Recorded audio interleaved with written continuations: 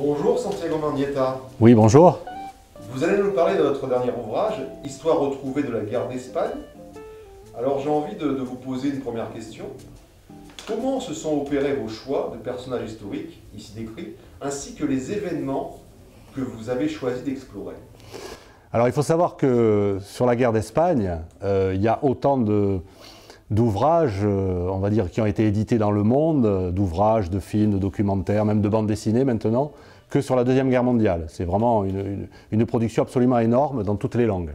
Donc bon, moi, modestement, à mon niveau, je me suis intéressé effectivement à quelques personnages, à quelques événements qui me tiennent à cœur, qui me semblaient importants, qu'on ne connaît peut-être pas trop, qu'on croit souvent connaître, comme par exemple Manuel Azaña, le dernier président en exercice qui s'est exilé en France et qui est mort à Montauban et qui est enterré. Juan Negrín, le dernier chef du gouvernement qui a dû supporter le poids de la défaite, de la guerre et de la défaite, lors de la Banque d'Espagne qui a été expédiée à Moscou, je vous expliquerai peut-être pourquoi. Voilà, des histoires un petit peu comme ça qu'on ne connaît pas bien, dont on a peut-être entendu parler, mais on n'arrive pas à mettre vraiment des dates. Voilà. C'est un petit peu des choses comme ça que j'ai voulu faire, en essayant de reprendre un petit peu sur le style de la nouvelle. C'est-à-dire c'est des récits, mais évidemment tout est vrai, avec des sources historiques, notamment espagnoles, puisque bon, moi je suis bilingue d'origine espagnole, et voilà, donc j'ai voulu essayer d'aller, c'est pour ça que j'ai appelé ça Histoire retrouvée, soit des histoires qu'on ne connaît pas, qu'on connaît mal ou qu'on ne connaît pas du tout.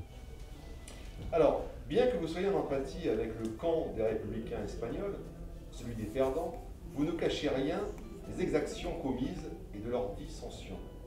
Oui, voilà, effectivement, il faut savoir que, bon, souvent on parle effectivement du franquisme, de ce régime épouvantable, totalitaire, qui a duré plus de 35 ans, de 1939 jusqu'à 75 et au-delà, parce que le général Franco est mort en novembre 75, mais son régime lui a un petit peu survécu, et puis après il y a eu la transition démocratique, le retour de la monarchie, alors que Franco s'y était refusé.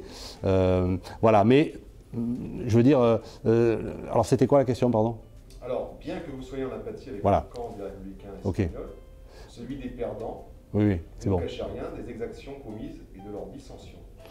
Voilà, alors sur l'empathie, effectivement, je la revendique, parce que souvent on parle des franquistes comme étant les nationaux, bon, je veux dire les républicains, malgré toutes leurs dissensions, étaient également des nationaux. Donc bon, moi je parle plutôt de rebelles, de putschistes, des gens qui se sont levés contre un régime légal, démocratiquement élu, et qui voulait améliorer le sort des Espagnols. Et effectivement, le putsch des généraux, putsch fasciste, il faut dire les choses telles qu'elles sont, inspiré de Mussolini, avec l'appui d'Hitler et des puissances de l'Axe. Voilà, donc je me suis mis en empathie au sens où, aujourd'hui, on ne discute pas de savoir si les résistants pendant la Deuxième Guerre mondiale avaient raison ou pas, ou s'il faut réhabiliter le maréchal Pétain. Ouais, ce n'est pas des choses qui se discutent en France, en tout cas pour l'instant. Voilà. Donc effectivement, moi j'ai voulu parler du camp républicain, mais également avec ses dissensions, parce qu'effectivement, entre les socialistes, le Parti socialiste ouvrier espagnol, qui est scindé en trois camps, avec un camp centriste, un camp à l'extrême gauche, quasi bolchevique, et on va dire des gens plus à droite, avec les communistes, également un mouvement anarchiste très puissant, la CNT, Confédération nationale du travail, c'est 1 million d'adhérents en 1936, à la veille de la guerre. Et puis, bon, il y a des républicains pur jus, il y a des radicaux, il y a des gens modérés, il y a même des gens de droite, il y a des chrétiens, voilà. Donc c'est complexe. Et effectivement, la guerre va exacerber tout ça. Alors il va y avoir la haine des deux côtés, la haine, on va dire, du camp nationaliste, enfin du camp, ce que moi j'appelle les rebelles, les putschistes, et avec les républicains. Il va y avoir une haine des deux côtés, avec une guerre d'extermination, notamment dans les premiers mois de la guerre, avant que l'État républicain ne reprenne la main. Voilà. Et ensuite, effectivement, dans le camp républicain, il y a des dissensions, il y a des exécutions, il y a des règlements de compte.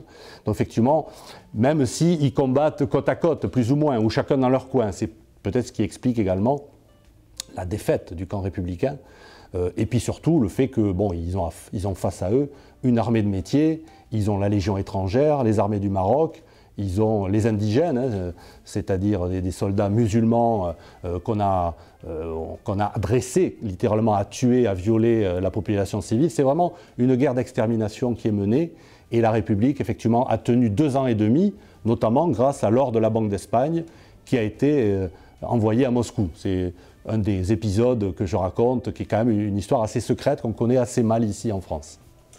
Alors le conflit espagnol se poursuit, dites-vous, mais quelle forme prend-il de nos jours en Espagne? Alors, il se poursuit, alors effectivement, on va dire 39, on est en 2021, qu'est-ce que ça a à voir? Il faut savoir que tous les traumatismes de la guerre ont été conservés, parce que la dictature a agi un petit peu comme un réfrigérateur, c'est-à-dire qu'il y a eu par exemple beaucoup de républicains, et bon, il y a eu des exactions des deux côtés, je l'ai dit, mais les exactions sont supérieures côté franquiste, ça c'est indéniable, et notamment il y a énormément de républicains qui sont dans des fosses communes, encore aujourd'hui, en 2021, on dit souvent que l'Espagne est, après le Cambodge, le deuxième pays au monde pour le nombre de disparus. On estime à peu près à 160, 150, 130, même jusqu'à 160 000 personnes qui sont dans des fosses communes. Alors, on commence à en exhumer, mais la loi et l'État espagnol n'a pas joué son rôle jusqu'à présent. En général, c'est des associations qui exhument, qui payent des médecins légistes, des archéologues, à la demande des familles. Et souvent, c'est bloqué par les mairies. Vous voyez, donc les choses, elles ne sont pas simples. Il y a également le problème des bébés volés. Il y a eu entre 200 000 et 300 000 bébés volés sur une très large période, 1939, pratiquement jusque dans les années 90. On volait des bébés à des mères qui étaient fragiles et ensuite on les destinait à d'autres personnes. Alors les gens me disent, ah, comme en Argentine. J'ai dit, oui, en Argentine, on estime à peu près à 3-4 000 disparus, 1500 bébés. En Espagne, vous voyez, c'est 200-300 000 bébés sur une très longue période. Voilà. Et puis il y a une tension politique encore aujourd'hui en Espagne, avec notamment le parti Vox, qui est un parti d'extrême droite, qui a quand même plus de 50 députés actuellement à l'Assemblée, et qui tend le débat, qui est anti-immigré, anti-féministe, même s'il y a des députés femmes. Voilà. Et puis tout ce registre de la guerre d'Espagne, il ressort, notamment dans la phraséologie, où on parle aujourd'hui de gouvernements socialo-communistes ou même soviétiques, enfin bon, vraiment une thématique assez surprenante alors qu'on est en 2021. Voilà. Donc tous ces thèmes de la guerre d'Espagne, ils sont toujours présents et il y a encore des gens qui demandent justice et on ne leur a pas accordé cette justice et sans justice, il ne peut pas y avoir de pardon et encore moins d'oubli. Santiago Mendieta, quels sont vos futurs projets littéraires? Alors, les projets, bon, moi je suis également donc journaliste-auteur, mais également directeur d'une revue de récits sur la Méditerranée qui s'appelle Gibraltar, un pont entre deux mondes, c'est une revue annuelle. Donc ça va être mon prochain chantier. Et puis également, bon, en général, j'écris pour divers organes de presse, comme le supplément de l'Indépendant de la Dépêche Midi Libre qui s'appelle Midi.